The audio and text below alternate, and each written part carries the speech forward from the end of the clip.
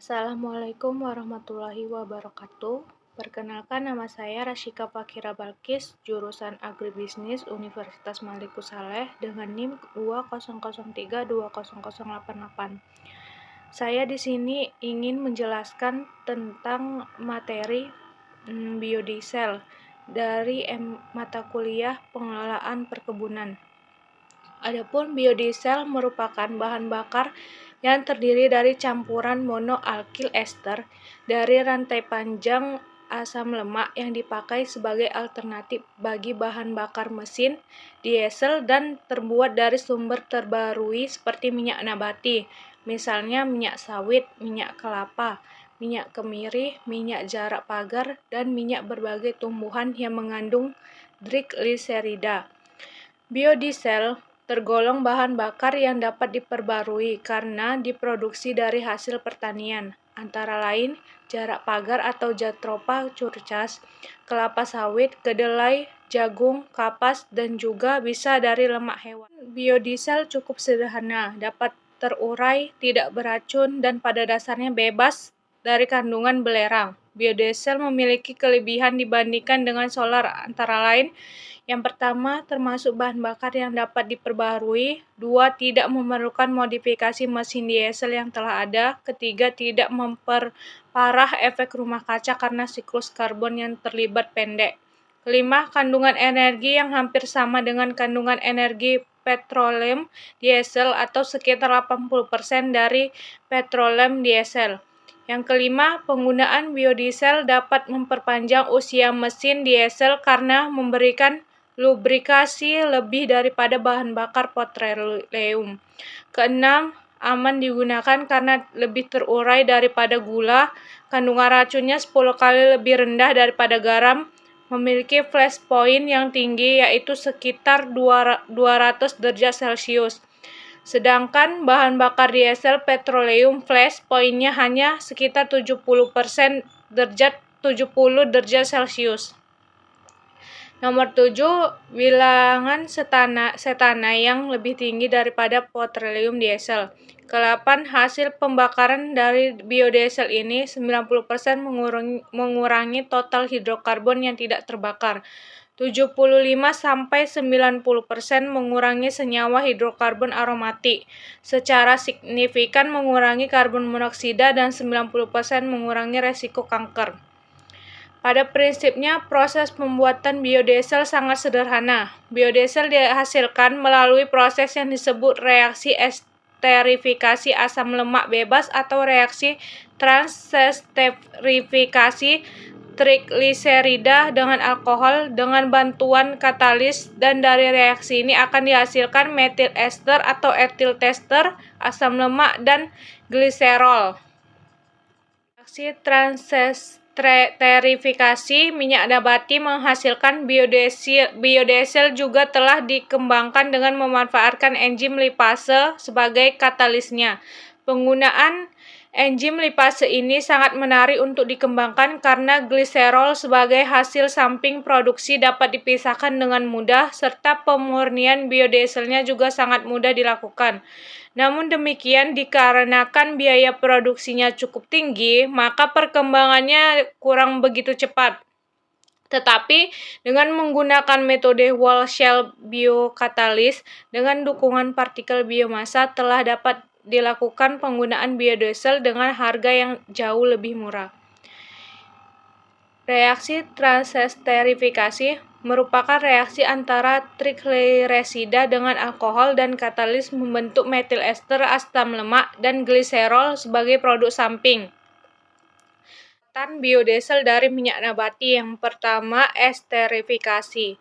Minyak lemak mentah tak jarang mengandung asam lemak bebas dalam jumlah besar. Asam lemak bebas adalah asam lemak yang berada sebagai asam bebas tidak terikat sebagai trigliserida. Asam lemak bebas dihasilkan oleh proses hidrolisis dan oksidasi, biasanya bergabung dengan lemak netral.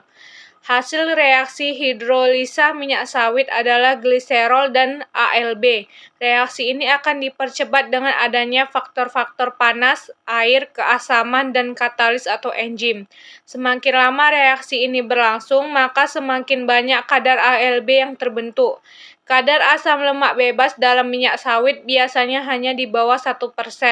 Lemak dengan kadar asam lemak bebas lebih besar dari 1%.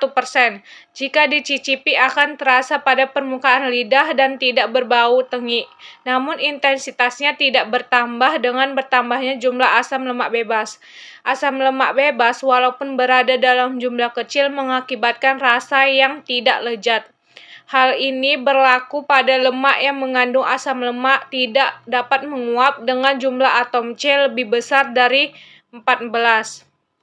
Asam lemak bebas dalam konsentrasi tinggi yang terikut dalam minyak nabati sangat merugikan. Tingginya asam lemak bebas ini mengakibatkan rendemen minyak turun. Untuk itulah perlu dilakukan usaha pencegahan terbentuknya asam lemak bebas dalam minyak sawit.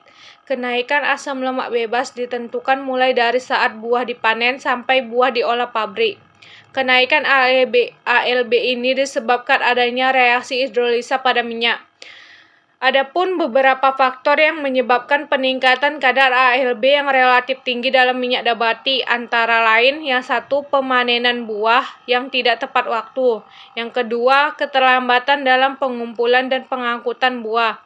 Ketiga, penumpukan buah yang terlalu lama.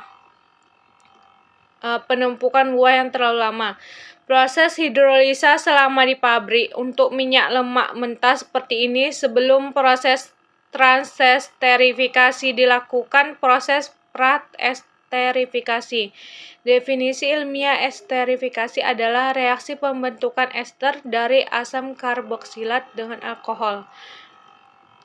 Reaksi esterifikasi ini merupakan reaksi kesetimbangan endoterm sehingga diperlukan pemanasan untuk mempercepat reaksi ini.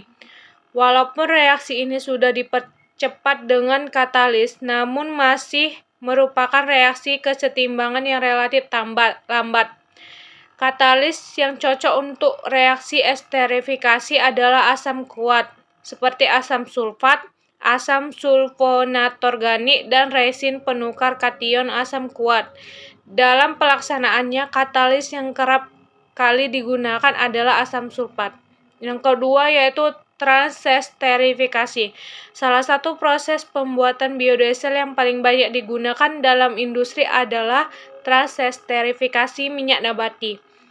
Transesterifikasi adalah reaksi antara trigliserida dan alkohol menghasilkan gliserol bebas dan ester alkil asam lemak yang pertama kali dilakukan pada tahun 1853. Transesterifikasi adalah penggantian gugus alkohol dari ester dengan alkohol lain. Umumnya katalis yang digunakan adalah NaOH atau KOH. Metanol lebih umum digunakan untuk proses transesterifikasi karena harganya lebih murah dan lebih mudah untuk didaur ulang kembali. Walaupun tidak menutup kemungkinan untuk menggunakan jenis alkohol lainnya seperti etanol, transesterifikasi merupakan suatu reaksi kesetimbangan untuk mendorong reaksi agar bergerak ke arah hasil reaksi sehingga dihasilkan metil ester atau biodiesel. Maka perlu digunakan alkohol dalam jumlah yang berlebih atau salah satu produk yang dihasilkan harus dipisahkan. Faktor utama yang mempengaruhi rendemen ester yang dihasilkan pada reaksi transesterifikasi adalah rasio molar antara gliserida dan alkohol. Jenis katalis yang digunakan yaitu suhu reaksi, waktu reaksi, kandungan air, dan kandungan asam lemak bebas pada bahan baku yang dapat menghambat reaksi. Faktor lain yang mempengaruhi kandungan ester pada biodiesel diantaranya kandungan gliserol, jenis alkohol yang digunakan pada reaksi transesterifikasi, jumlah katalis sisa, dan kandungan sabun. Pada proses transesterifikasi, selain menghasilkan biodiesel, hasil sampingan adalah gliserin. Gliserin dapat dimanfaatkan dalam pembuatan sabun. Bahan baku sabun ini berperan sebagai pelembab atau moisturizer. Tahap proses pembuatan biodiesel dari minyak nabati.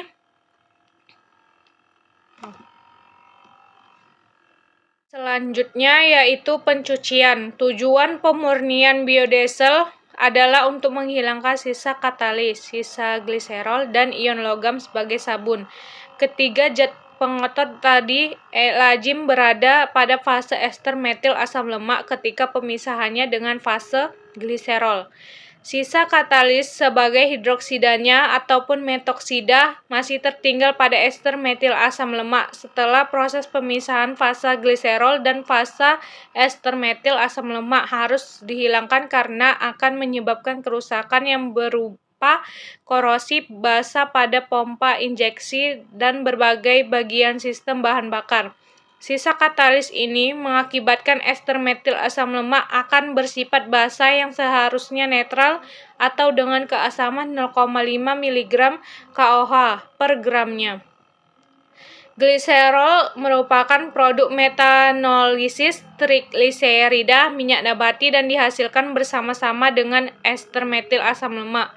Sebagian kecil gliserol akan berada pada fase ester metil asam lemak ketika proses pemisahan fase, sedangkan sebagian besar akan terbawa pada fase bawahnya. Gliserol yang tertinggal harus dihilangkan sampai kurang dari 0,24% sampai berat. Kadar gliserol yang tinggi akan mengakibatkan terbentuknya gum pada nosel injeksi bahan bakar di ruang mesin. Sabun merupakan hasil reaksi samping pembuatan ester metil asam lemak yang diakibatkan adanya air dalam kadar kecil sekalipun.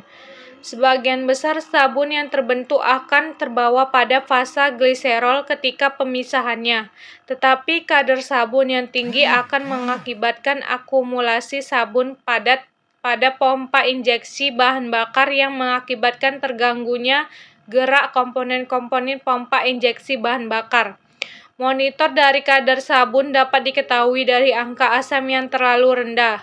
Ketiga pengotor ester metil asam lemak tersebut memiliki sifat larut di dalam air dengan baik. Sebaliknya, ester metil asam lemak tidak larut di dalam air, sehingga cara pemisahannya ester metil asam lemak dengan pengotornya yang paling sederhana adalah mencucinya dengan air. Pencucian dilakukan menggunakan air hangat pada suhu 50 derajat Celcius sampai air pencucian berwarna jernih dan pH-nya 7. Pengadukan dilakukan secara perlahan. Air cuci dipisahkan setelah terbentuknya dua fase antara biodiesel dan fase air. Selanjutnya yaitu pengeringan biodiesel. Langkah pemurnian selanjutnya adalah pengeringan, yaitu pemisahan ester metil asam lemak dari air dan metanol yang tersisa ketika proses pencucian. Biodiesel atau ester metil asam lemak dipanaskan selama 60 derajat Celcius dan divakum selama 30 menit. Selanjutnya yaitu sifat-sifat penting dari bahan bakar mesin diesel. Yang pertama, viskositas. Viskositas atau kekentalan merupakan sifat intrinsik fluida yang menunjukkan resistansi fluida terhadap alirannya karena gesekan di dalam bagian cairan yang berpindah dari suatu tempat ke tempat yang lain mempengaruhi pengatoman bahan bakar dengan injeksi kepada ruang pembakaran. Akibatnya terbentuknya pengendapan pada mesin. Viskositas yang tinggi atau fluida yang masih lebih kental akan mengakibatkan kecepatan aliran akan lebih lambat sehingga proses derajat atomisasi bahan bakar akan terlambat pada ruang bakar. Untuk mengatasi hal ini perlu dilakukan proses kimia, yaitu proses transesterifikasi tadi, untuk menurunkan nilai viskositas minyak nabati itu sampai mendekati viskositas biodiesel standar nasional Indonesia dan standar solar. Pada umumnya, viskositas minyak nabati jauh lebih tinggi dibandingkan viskositas solar, sehingga biodiesel turunan minyak nabati masih mempunyai hambatan untuk dijadikan sebagai bahan bakar pengganti solar. Yang selanjutnya yaitu densitas atau rapat massa.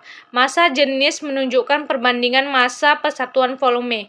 Karakteristik ini berkaitan dengan nilai kalor dan daya yang dihasilkan oleh mesin diesel per satuan volume bahan bakar. Kerapatan suatu fluida dapat didefinisikan sebagai massa per satuan volume, atau dengan rumus fluida sama dengan M per V. M-nya itu massa, V-nya volume, dan fluida atau P itu rapat massa. Yang selanjutnya yaitu titik kabut atau crown point dan titik tuang atau pour point. Titik kabut adalah temperatur saat bahan bakar mulai tampak berkeruh bagaikan kabut.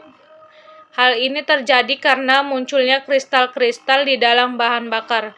Meski bahan bakar masih dapat mengalir pada suhu ini, keberadaan kristal dalam bahan bakar dapat mempengaruhi kelancaran aliran bahan bakar di dalam filter, pompa, dan injektor. Titik kabut dipengaruhi oleh bahan baku biodiesel. Titik tuang adalah temperatur terendah yang masih memungkinkan bahan bakar masih dapat mengalir atau temperatur di mana bahan bakar mulai membeku atau mulai berhenti mengalir.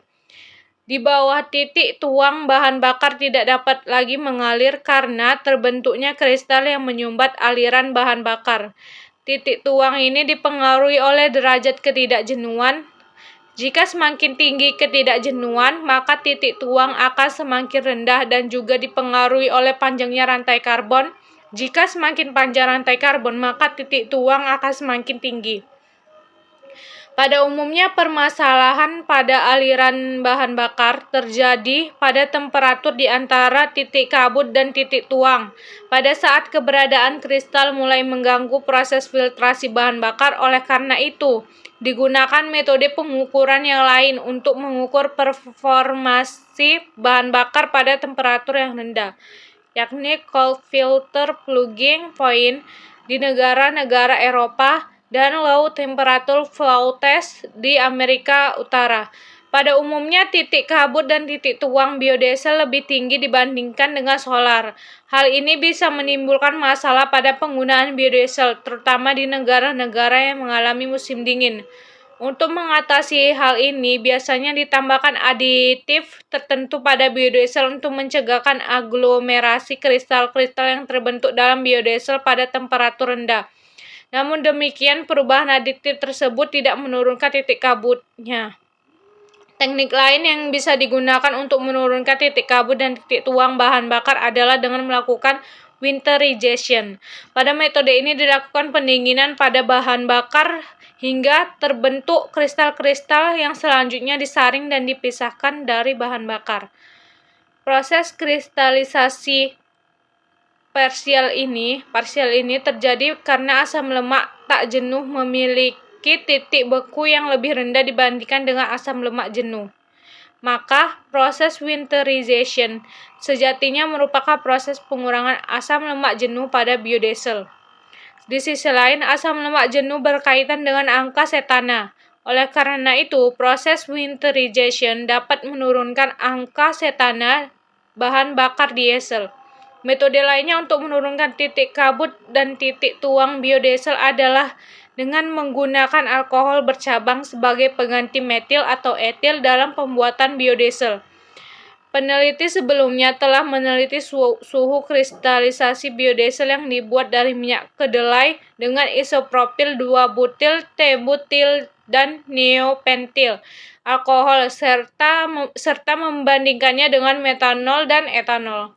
Selanjutnya yaitu bilangan iod. Bilangan iod menunjukkan tingkat ketidakjenuhan atau banyaknya ikatan rangkap asam lemak penyusun biodiesel. Kandungan senyawa asam lemak tak jenuh meningkatkan performa biodiesel pada temperatur rendah karena senyawa ini memiliki titik leleh yang lebih rendah sehingga berkorelasi terhadap crown point dan pour point yang rendah. Namun di sisi lain, banyaknya senyawa lemak tak jenuh di dalam biodiesel memudahkan senyawa tersebut bereaksi dengan oksigen di atmosfer. Biodiesel dengan kandungan bilangan iod yang tinggi akan mengakibatkan tendensi polimerisasi dan pembentukan deposit pada injektor nozzle dan cincin piston pada saat mulai pembakaran. Nilai maksimum harga angka iot yang diperbolehkan untuk biodiesel yaitu 115 gram atau 100 gram berdasarkan standar biodiesel Indonesia. Yang selanjutnya yaitu kadar air. Kadar air dalam minyak merupakan salah satu tolak ukur mutu minyak. Makin kecil kadar air dalam minyak, maka mutunya makin baik. Hal ini dapat diperkecil kemungkinan terjadinya reaksi hidrolisis yang dapat menyebabkan kenaikan kadar asam lemak bebas. Kandungan air dalam bahan bakar dapat juga menyebabkan turunnya panas berbusa dan bersifat korosif jika bereaksi dengan sulfur karena akan membentuk asam. Selanjutnya yaitu angka setana.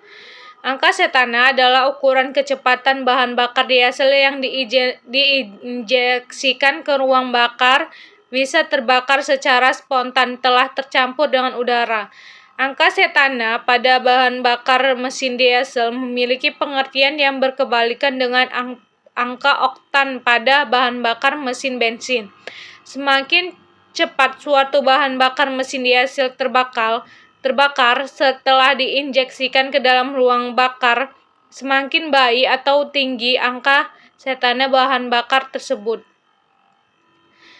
Cara pengukuran angka setana yang umum digunakan adalah menggunakan heksadecan atau C16H34 yang memiliki nama lain setana sebagai patokan tertinggi. Angka setana yaitu Cn sama dengan 100 dan 2,244,688 heptametil nonen atau HMN yang juga memiliki komposisi C16H34 sebagai patokan terendahnya yaitu Cn sama dengan 15. Angka setana berkorelasi dengan tingkat kemudahan penyalaan pada temperatur rendah dan rendahnya kebisingan pada kondisi ideal.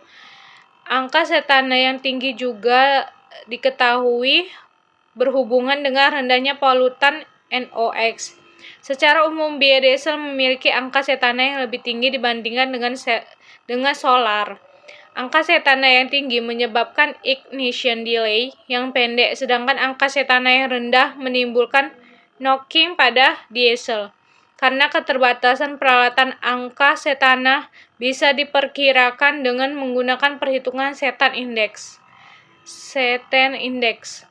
Angka setana juga dapat diperkirakan berdasarkan bilangan penyabunan dan bilangan iodium dari sampel biodiesel dengan menggunakan persamaan Cn sama dengan 46,3 ditambah 5.458 per Sn kurang 0,225 kali IV atau iodine value. Panjang rantai karbon asam lemak dan tingkat kejenuhan mempengaruhi angka setana biodiesel. Semakin panjang rantai karbon asam lemaknya dan semakin jenuh rantainya, maka semakin tinggi angka setana biodiesel tersebut.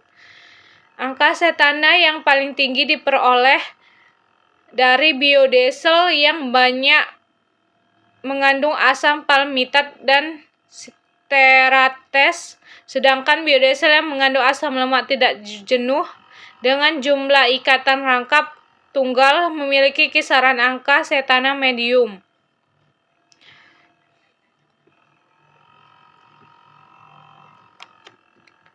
Selanjutnya yaitu faktor-faktor yang mempengaruhi reaksi transesterifikasi. Yang pertama yaitu lama reaksi. Semakin lama waktu reaksi, semakin banyak produk yang dihasilkan karena keadaan ini akan memberikan kesempatan terhadap molekul-molekul reaktan untuk bertumbukan satu sama lain. Namun setelah kesetimbangan tercapai, tambahan waktu reaksi tidak mempengaruhi reaksi. Kedua yaitu rasio perbandingan alkohol dengan minyak. Rasio molar antara alkohol dengan minyak nabati sangat mempengaruhi dengan metil ester yang dihasilkan. Semakin banyak jumlah alkohol yang digunakan, maka konversi ester yang dihasilkan akan bertambah banyak. Perbandingan molar antara alkohol dan minyak nabati yang biasa digunakan dalam proses industri untuk mendapatkan produksi metil ester yang lebih besar dari 98% berat adalah 6:1. Selanjutnya yaitu jenis katalis. Katalis adalah suatu zat yang berfungsi mempercepat laju reaksi dengan menurunkan energi aktivasi namun tidak menggeser letak keseimbangan. Penambahan katalis bertujuan untuk mempercepat reaksi dan menurunkan kondisi operasi. Tanpa katalis, reaksi transesterifikasi baru dapat berjalan pada suhu 250 derajat Celcius. Ketika reaksi selesai, kita akan mendapatkan massa katalis yang sama seperti awal kita tambahkan. Katalis yang dapat digunakan dapat berupa katalis homogen atau heterogen. Yang pertama yaitu katalis homogen. Katalis homogen adalah katalis yang mempunyai fasa sama dengan reaktan dan produk. Katalis homogen banyak digunakan pada reaksi transesterifikasi adalah katalis basa atau alkali seperti kalium hidroksida atau KOH dan natrium hidroksida atau NaOH. Penggunaan katalis homogen ini mempunyai kelemahan, yaitu bersifat korosif, berbahaya karena dapat merusak kulit, mata, paru-paru bila tertelan, sulit dipisahkan dari produk sehingga terbuang pada saat pencucian, mencemari lingkungan, tidak dapat digunakan kembali. Keuntungan dari katalis homogen adalah tidak dibutuhkannya suhu dan tekanan yang tinggi dari reaksi. Yang kedua yaitu katalis heterogen. Katalis heterogen adalah jenis katalis yang mempunyai fasa yang tidak sama dengan reaktan dan produksi. Jenis katalis heterogen yang dapat digunakan pada transesterifikasi adalah CaO dan MgO. Keuntungan menggunakan katalis ini adalah mempunyai aktivitas yang tinggi, kondisi reaksi yang ringan, masa hidup katalis yang panjang, biaya katalis yang rendah, tidak korosif, ramah lingkungan, dan menghasilkan sedikit masalah pembuangan. Dapat dipisahkan dari larutan produksi sehingga dapat digunakan kembali. Katalis berfungsi mempercepat reaksi dan menurunkan energi aktivasi sehingga reaksi dapat berlangsung pada suhu kamar, sedangkan tanpa katalis reaksi dapat berlangsung pada suhu 250 derajat Celcius. Katalis yang biasa digunakan dalam reaksi transesterifikasi adalah katalis basa seperti kalium hidroksida atau KOH dan natrium hidroksida atau NaOH.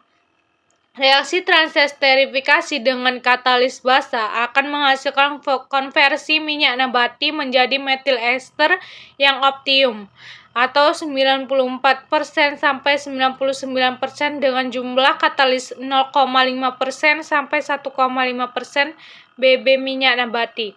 Jumlah katalis KOH yang efektif untuk menghasilkan konversi yang optimum pada reaksi transesterifikasi adalah 1% BB minyak nabati.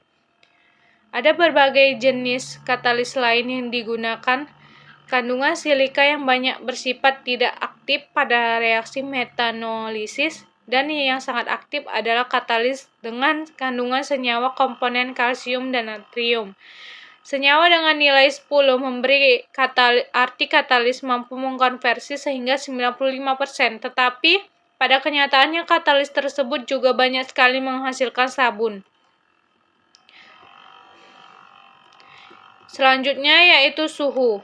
Kecepatan reaksi transesterifikasi meningkat pada suhu yang mendekati titik didih alkohol yang digunakan. Suhu selama reaksi transesterifikasi dapat dilakukan pada rentang suhu 30-60 derajat Celcius dan dijaga selama proses, tergantung dari jenis minyak yang digunakan. Dalam proses transesterifikasi, perubahan suhu reaksi menyebabkan gerakan molekul semakin cepat, atau energi yang dimiliki molekul bisa mengatasi energi aktivasi. Dengan kata lain, perubahan suhu akan mempengaruhi probabilitas atau peluang molekul dengan energi yang sama atau lebih tinggi dari energi aktivasi. Suhu mempengaruhi viskositas dan densitas.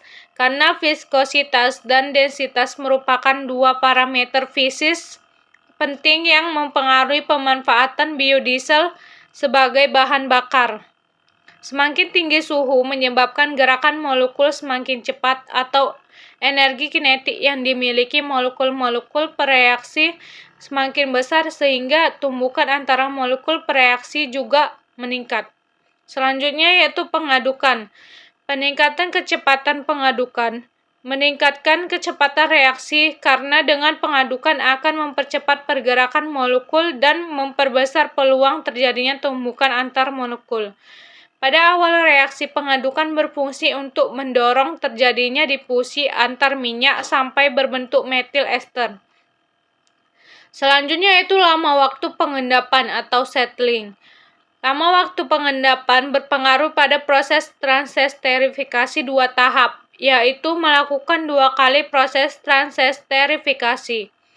Pengendapan bertujuan untuk memisahkan gliserol dan biodiesel. Waktu pengendapan metil ester mempengaruhi bilangan asam. Ketika pengendapan yang lebih lama, diduga tingkat oksidasi pada proses 2 tahap lebih tinggi daripada proses 1 tahap. Hal ini mengakibatkan bilangan asam menjadi lebih tinggi. Umumnya biodiesel cenderung untuk mengalami kerusakan oleh proses oksidasi dan hidrolisis pada waktu penyimpanan karena adanya asam lemak tak jenuh yang merupakan penyusun komposisi biodiesel.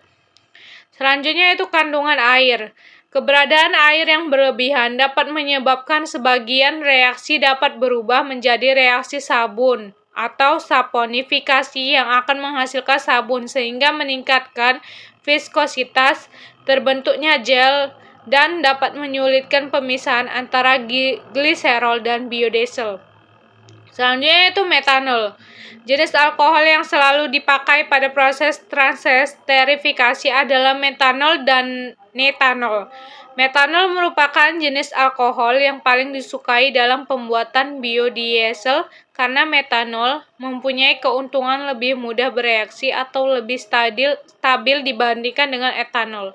Karena metanol memiliki 1 ikatan karbon, sedangkan etanol memiliki 2 ikatan karbon, sehingga lebih mudah memperoleh pemisahan gliserol dibandingkan dengan etanol.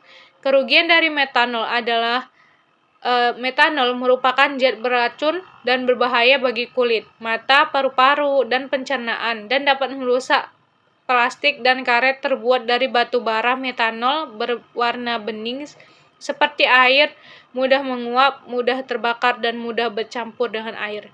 Etanol lebih aman, tidak beracun, dan terbuat dari hasil pertanian. Etanol memiliki sifat yang sama dengan metanol, yaitu berwarna bening seperti air, mudah menguap, mudah terbakar, dan mudah bercampur dengan air. Metanol dan etanol yang digunakan hanya yang murni 99%. Metanol memiliki massa jenis 0,7915 gram per meter, sedangkan etanol memiliki massa jenis 0,79 gram per meter kubik. Jadi kesimpulan dari materi biodiesel yaitu berdasarkan penelitian yang dilakukan para ahli menyimpulkan bahwa bahan bakar biodiesel memiliki sifat fisika dan kimia yang hampir sama dengan bahan bakar diesel konvensional dan juga memiliki nilai energi yang hampir setara tanpa melakukan modifikasi pada mesin diesel.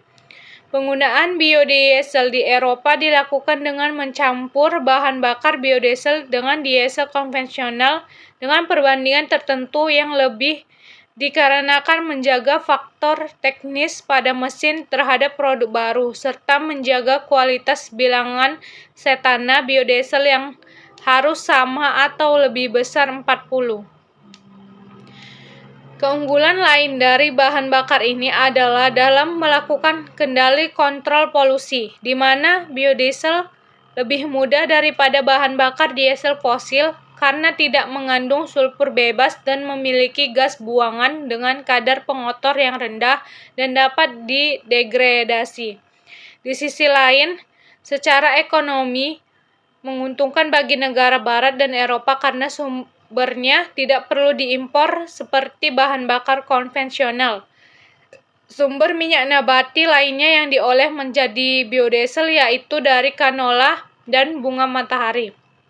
Biodiesel merupakan bahan bakar yang terdiri dari campuran monoalkil ester dari rantai panjang asam lemak yang dipakai sebagai alternatif bagi bahan bakar mesin diesel dan terbuat dari sumber terbarui seperti minyak nabati. Misalnya minyak sawit, minyak kelapa, minyak kemiri, minyak jarak pagar, dan minyak berbagai tumbuhan yang mengandung trigliserida. Penggunaan biodiesel cukup sederhana, dapat terurai, tidak beracun, dan pada dasarnya bebas kandungan belerang. Biodiesel memiliki kelebihan dibandingkan dengan solar, antara lain termasuk bahan bakar yang diperbarui, tidak memerlukan modifikasi mesin diesel yang telah ada, tidak memperparah efek rumah kaca karena siklus karbon yang terlibat pendek. Kandungan energi yang hampir sama dengan kandungan energi petroleum diesel. Penggunaan biodiesel dapat memperpanjang usia mesin diesel karena memberikan lubrikasi lebih daripada bahan bakar petroleum, aman digunakan karena lebih terurai daripada gula. Kandungan racunnya 10 kali lebih rendah daripada garam. Memiliki flash point yang tinggi yaitu sekitar 200 derajat Celcius, sedangkan bahan bakar diesel petroleum flash pointnya hanya sekitar 70 derajat Celcius. Bilangan setannya yang lebih tinggi daripada petroleum diesel. Biasanya dalam pembuatan biodiesel digunakan metanol berlebih supaya minyak ataupun lemak yang digunakan terkonversi secara total membentuk ester. Kelebihan ataupun lemak yang digunakan terkonversi secara total membentuk ester. Kelebihan metanol dapat dipisahkan dengan proses destilasi. Metanol yang diperoleh kembali ini dapat digunakan lagi untuk proses pembuatan biodiesel selanjutnya. Pada tahap ini juga perlu dijaga agar air tidak terakumulasi pada alur pengeluaran metanol. Gliserol yang dihasilkan mengandung katalis yang tidak terpakai dan sabun. Pemurnian gliserol dapat dilakukan dengan penambahan asam membentuk garam dan dialirkan ke tempat penyimpanan gliserol kotor. Gliserol yang diperoleh biasanya memiliki kemurnian sekitar 80 sampai 88% dan dapat dijual sebagai gliserol kotor. Setelah dipisahkan dari gliserol, metil ester dicuci dengan air hangat untuk membuang residu katalis dan sabun. Lalu dikeringkan dan dialirkan ke tempat penyimpanan. Metil ester yang dihasilkan biasanya mempunyai kemurnian 98% dan siap dijual sebagai bahan bakar atau biodiesel. Nah, itu saja video tentang materi biodiesel dari saya. Assalamualaikum warahmatullahi wabarakatuh.